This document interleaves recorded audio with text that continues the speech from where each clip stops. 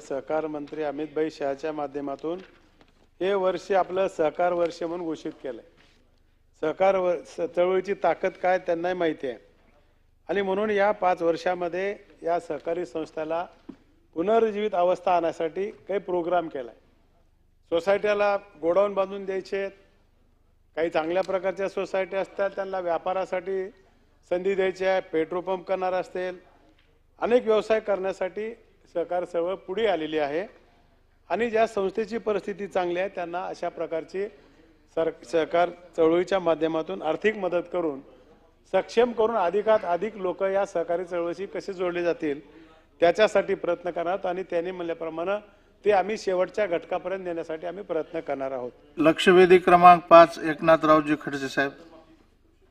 लक्षवेधी क्रमांक 5 वितरित केल्याप्रमाणे खडसे साहेब। सभापती महोदय, शेतकऱ्यांना दिवसा अखंडित वीज मिळावी त्यासाठी सौर पॅनलची योजना सरकारने आणली, त्याबद्दल तुमचं अभिनंदन। पण प्रश्न असा आहे की हे आणत असताना जे अनेक प्रश्न निर्माण झालेले आहेत शेतकऱ्यांच्या संदर्भामध्ये, एका बाजूला सौर पॅनलवर त्या ठिकाणी कनेक्शन देत असताना 7.5 हॉर्स पॉवरपर्यंत तुम्ही अनुदान देण्याचं ठरवलं।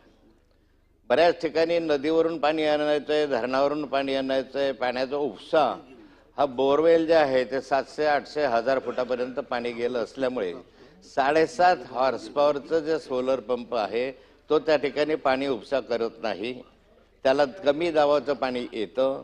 कमी दाबाचं पाणी आल्यामुळे त्या ठिकाणी ठिबक सिंचन योजना किंवा स्प्रिंकलर वगैरे यासारख्या योजना त्याच्यामधून राबवता येत नाही।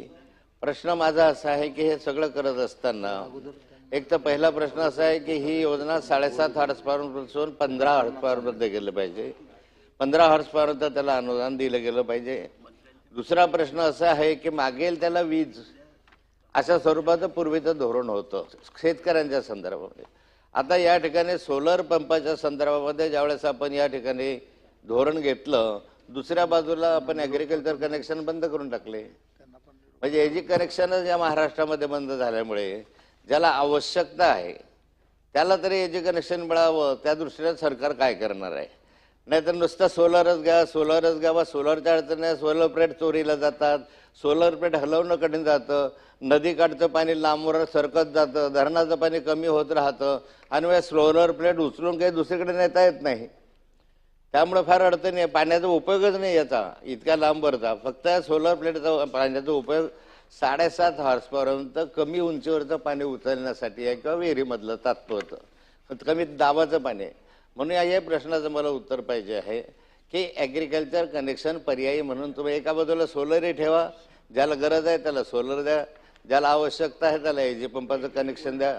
आणि तिसरं महत्त्वाचं की या ठिकाणी 7.5 हॉर्स पॉवरपर्यंत तुम्ही वीज बिल माफ केलेलं आहे, हे हॉर्स पॉवर 15 हॉर्स पॉवरपर्यंत माफ करा कमीत कमी। आता 7.5 राहिलंच नाही, 5ची आणि 3ची मोटर आहे कुठे आता? कारण इतका खाली पाणी गेलेलं आहे तर 15 हॉर्सपर्यंत वीज बिल तुम्ही माफ करा, म्हणजे अनुदान देणार आहात का? शक्य नसेल तर किमान 7.5च्या वर 7.5 आहे तर त्या 7.5ला तरी अनुदान द्या, म्हणजे हे संपूर्णपणे अनुदान त्या शेतकऱ्याला मिळण्याच्या दृष्टीने कारवाई करणार आहात का? आणि सरसकट नवीन वीज जोडणीचा पर्याय बंद करणं हे चुकीचं आहे असं मी मागाशी सांगितलं।